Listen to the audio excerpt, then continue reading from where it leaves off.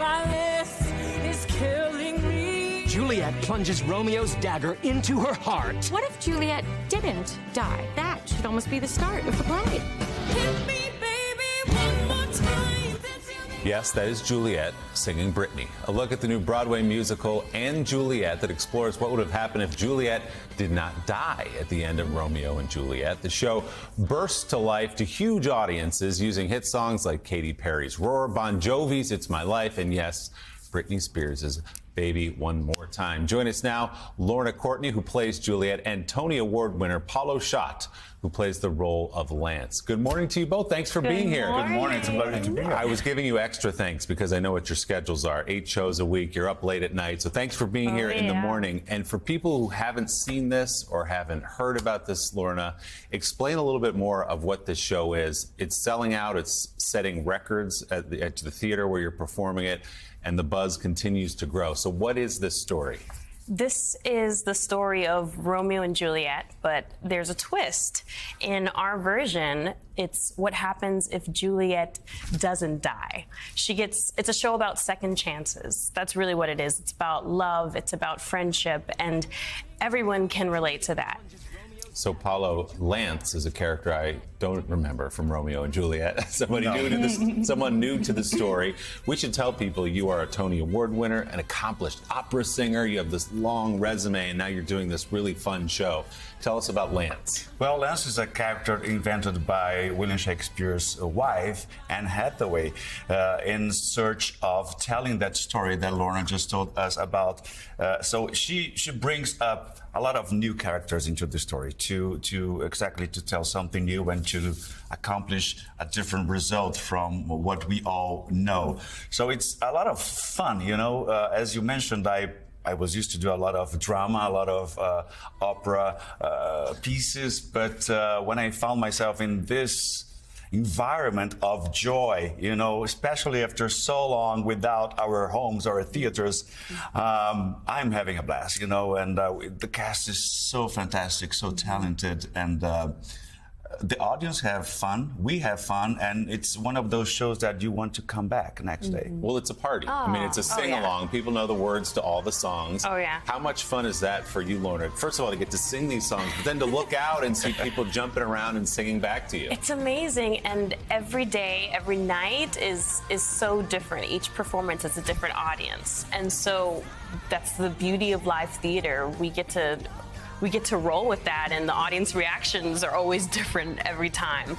And we're simply just playing. That's what it is. We're playing, but we're also storytelling, and we hope that people leave with, well, I hope that for myself, people leave with a message of standing up for oneself and owning one's truth and just loving oneself and putting oneself first and knowing that it's okay to do that. Yeah. So, Paulo, we mentioned some of the songs. I mean, nothing but bangers here. Just hits, contemporary hits, one after no skips whatsoever. So, how do the songs get chosen, and you know, and what kind of role do they play to bring this story to life? Well, David West Reed, the writer, and he selected from this vast catalog from X songs, and I believe that in this show, the songs tell the story. It's not one of those shows that the music starts and everything stops. No, the songs continue to tell the story.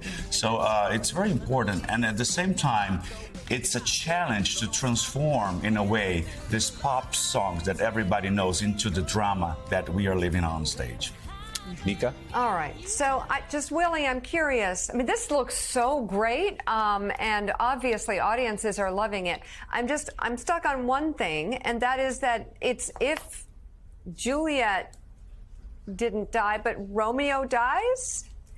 Well, you'll just have to see. No spoilers. That's a good point. Okay, I love it. There's several twists.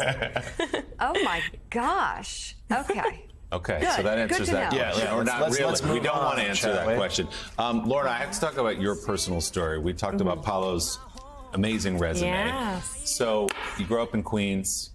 get into LaGuardia on the basis of your talent, go to college, and do I have the story right that you're working at Equinox Gym when you get the Yes. phone call that you're going to be the lead in this big Broadway show? Yes, that is correct. And I had to take the phone call into an office, and some of my coworkers came in with me, and we were listening in, and then we were just screaming, jumping up and down, and people were like looking at us, but they're just so loving and so supportive, and I almost couldn't believe it. You Yeah. know, it's like I'm sure. shock. Right.